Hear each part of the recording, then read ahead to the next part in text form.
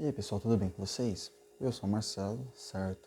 Esse vídeo eu trago para vocês um assunto meio chatinho e repetitivo de falar, que é o quê?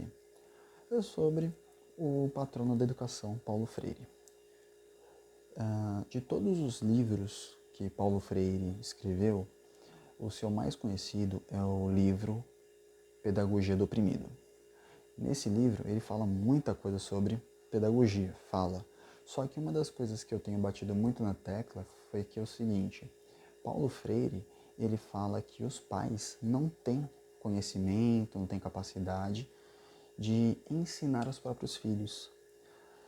Só que uma coisa interessante, desde que a criança nasce, os primeiros professores que os filhos têm são os pais, certo?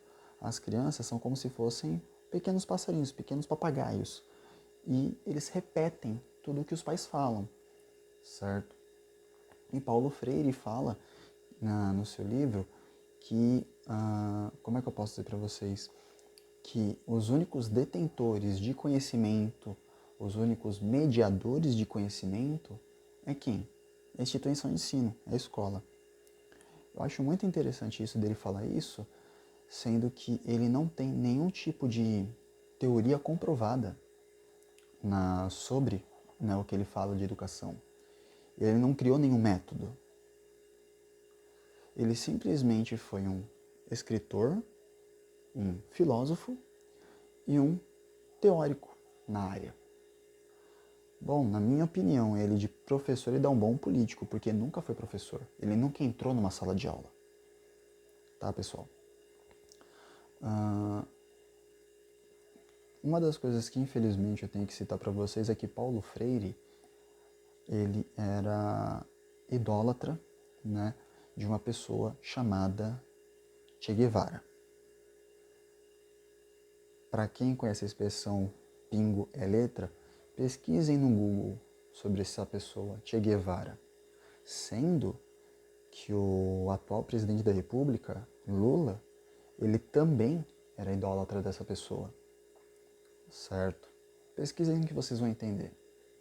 Na minha opinião, por causa de alguns estudos que eu tive e algumas pesquisas, na minha opinião, quem devia ser mesmo o pai ou a mãe da educação, da pedagogia, deveria ser quem? Ou o imperador Dom Pedro II, ou então a imperatriz Leopoldina, por dois fatores. Após a quebra, né, a desvinculação do Brasil de colônia para império, o que aconteceu? A imperatriz Leopoldina trouxe a educação para o Brasil, porque naquela época só se formava em alguma profissão pessoas, né, de poder muito aquisitivo financeiro que tinham a capacidade de mandar os seus filhos para a Europa.